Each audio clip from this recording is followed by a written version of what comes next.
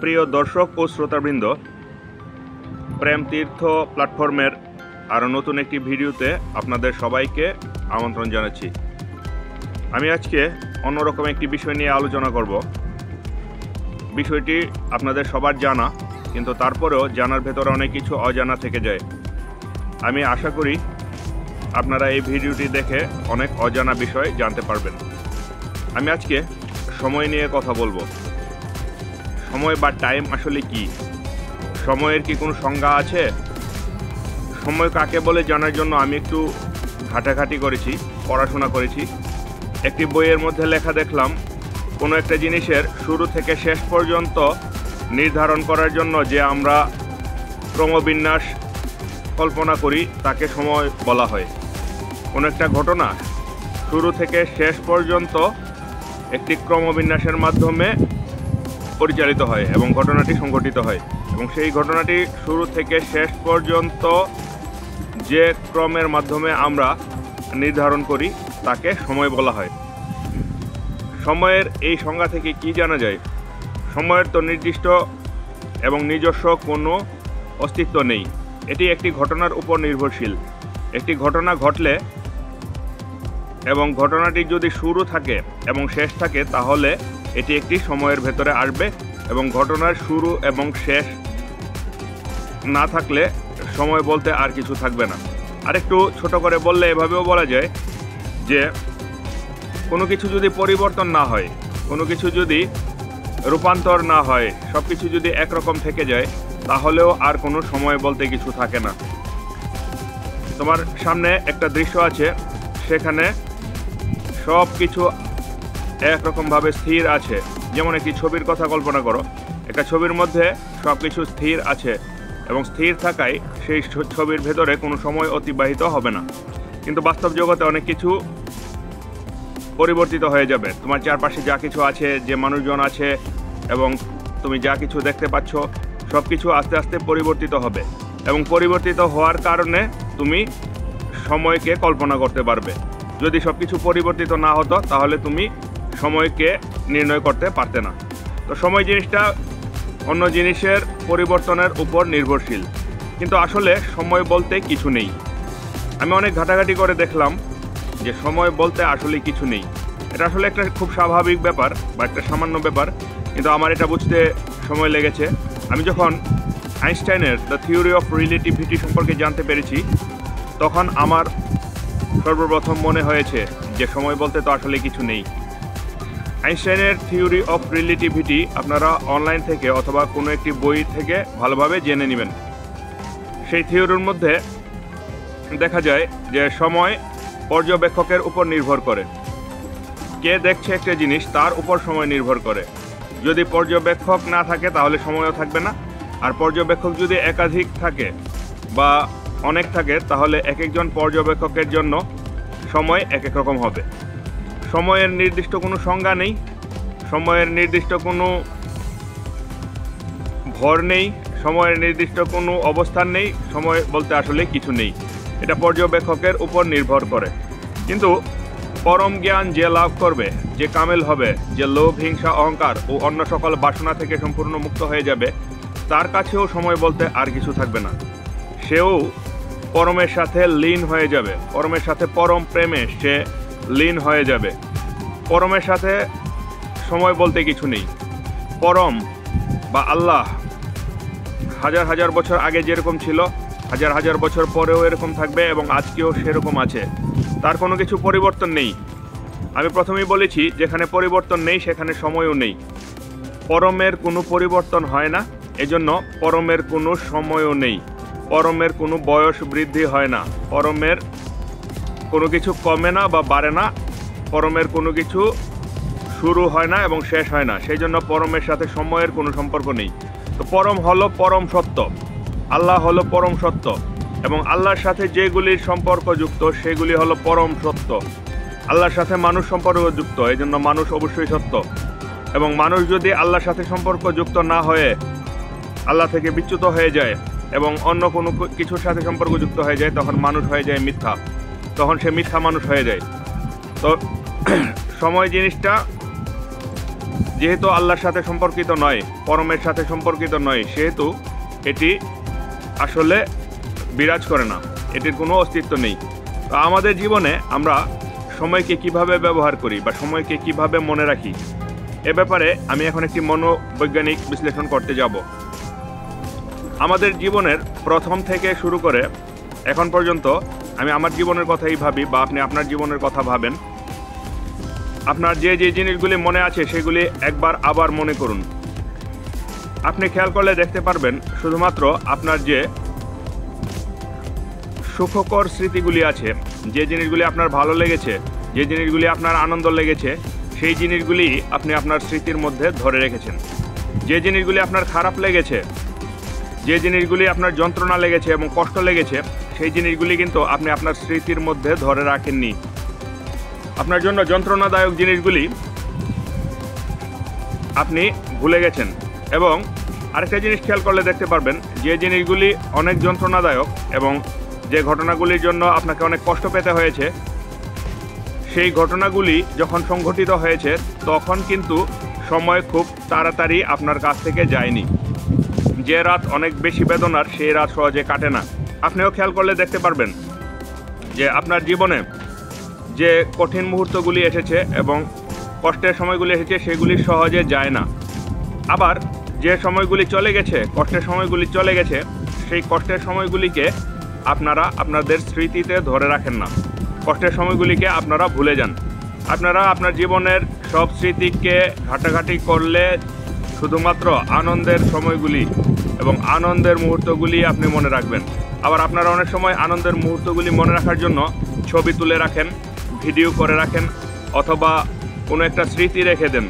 কেউ একটা ঘরে এসেছে, সে ঘরে আসলে সেই ঘরে তার একটা অটোগ্রাফ রেখে দেন।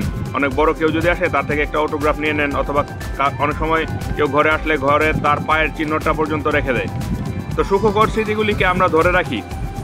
আমাদের কাছে যখন কোনো দুঃখের ঘটনা ঘটে, তখন আমাদের সময়টা খুব কঠিনভাবে পার হয় এবং অনেক দীর্ঘ হয়ে পার হয়। কিন্তু পার হওয়ার পর আমরা সেই সময়টাকে আর এক মুহূর্তের জন্য ধরে রাখি না, আমাদের ভেতরে রাখি না। আর যে আনন্দের সময়টা, এটা খুব তাড়াতাড়ি চলে যায়। যে সময়টা খুব আনন্দের, অনেক সময় আপনাদের কাছেও হয়তো মনে হয়েছে যে সময়টা কেন এত তাড়াতাড়ি চলে গেল, সময়টা আরও একটু বেশিক্ষণ থাকলো না কেন। অনেকে গান গেয়েছে যে যদি আরেকটু সময় পেতাম, সে ইঙ্গিত দিয়েছে যে আরেকটু সময় থাকলো না কেন, থাকলে তো আমি আরও আনন্দ করতে পারতাম। তো খারাপ সময়গুলি খুব তাড়াতাড়ি চলে যায় এবং খারাপ সময়গুলি অনেক দেরি করে চলে যায়, কিন্তু চলে যাওয়ার পর সেটা কি কেউ আর ধরে রাখে না। আর ভালো সময়গুলি খুব তাড়াতাড়ি চলে যায়, কিন্তু চলে যাওয়ার পর ভালো সময়গুলিকে মানুষ ধরে রাখে। এবং ভালো সময়গুলিকে আপনি যে ধরে রাখবেন, ধরে রাখার আরেকটা কারণ আছে। সেই কারণটা হলো আপনি ওই রকম মুহূর্ত আবার চান। যে মুহূর্তগুলি আপনার স্মৃতিতে আপনি ধরে রেখেছেন, ওই রকম মুহূর্ত, ওই রকম ঘটনা, ওই রকম পরিবেশ পরিস্থিতি বা ওই রকম মানুষ বা ওই রকম কথা আপনি আবার চান। এবং আবার চান বলেই এবং ওই রকম পরিস্থিতিতে যাওয়ার জন্য আপনি অনেক উদ্গ্রীব, আপনি অনেক লালায়িত। ওই রকম ঘটনা আবার চান বলেই আপনি ওইগুলিকে ধরে রেখেছেন। তো সব মিলিয়ে আমরা কি পেলাম? আমরা কিছু না কিছু চাই এবং কিছু না কিছু চাওয়ার জন্য আমরা যে যে জিনিসগুলি চাই, ওই জিনিসগুলির আমাদের চাহিদার ধারে কাছে যে জিনিসগুলি ঘটে, এগুলি তো আমাদের জন্য সুখকর। ভালো এবং খারাপ মানুষের সংজ্ঞা কি? যে ব্যক্তি আমার চাওয়াগুলি পূরণ করে, যে ব্যক্তি আমার ইচ্ছা অনুযায়ী কাজ করে, সেই ব্যক্তি হলো ভালো মানুষ। আর যে ব্যক্তি আমার চাওয়া পূরণ করবে না, আমার চাওয়ার কাছে আমাকে যেতে বাধা প্রদান করবে বা বাধা হয়ে দাঁড়াবে, সেই ব্যক্তি হলো খারাপ মানুষ। তো আমরা ভালো জিনিস, ভালো স্মৃতিও এরকমই। আমাদের ইচ্ছাগুলির কাছে যেতে যে স্মৃতি আমাদেরকে সহায়তা করে, সেই স্মৃতিগুলি হলো আমাদের ভালো স্মৃতি। এবং ভালো স্মৃতিগুলিকে আমরা ধরে রাখি, অনেক বছর যাবৎ আমরা এগুলিকে মনে রাখি। আর খারাপ স্মৃতি হলো যেগুলি আমরা চাই না, যেগুলি আমাদের বাসনা, আমাদের ইচ্ছা, আমাদের অপেক্ষা ইত্যাদিকে পূরণ করে না, সেই স্মৃতিগুলি হলো খারাপ স্মৃতি। সেই স্মৃতিগুলিকে আমরা ভুলে যাই।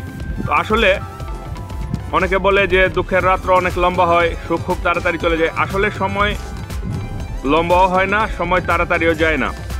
এই জিনিসটাও পর্যবেক্ষকের উপর নির্ভর করে, যে এটা বিশ্লেষণ করছে, যে দেখছে সময়টাকে, তার উপর এটা নির্ভর করে। তো সময় যারা ধ্যান উপলব্ধি লাভ করবে, যারা কামেল হবে, যারা পরমের সাথে পরম প্রেম করবে, তাদের কাছে সময় থেমে যাবে। তাদের কাছে সময় থেমে যাওয়ার কারণ হলো তাদের নির্দিষ্ট কোনো ইচ্ছা নেই, নির্দিষ্ট কোনো আকাঙ্ক্ষা নেই, নির্দিষ্ট কোনো অপেক্ষা নেই। তারা কিছু চায় না, তারা কোনো পরিবর্তন চায় না। বাহ্যিক জগতের পরিবর্তন দিয়ে তাদের কিছু যায় আসে না, এবং বাহ্যিক জগতের কোনো পরিবর্তনও চায় না। যেহেতু তাদের সাথে পরিবর্তনের কোনো সম্পর্ক নেই, সেহেতু তাদের কাছে সময়েরও কোনো সম্পর্ক নেই। কামেল ব্যক্তিদের সাথে সময়ের কোনো সম্পর্ক নেই। কামেল ব্যক্তিরা সময়ের ঊর্ধ্বে চলে গেছেন। এবং আরেকটা জিনিস অনেকেই বলে যে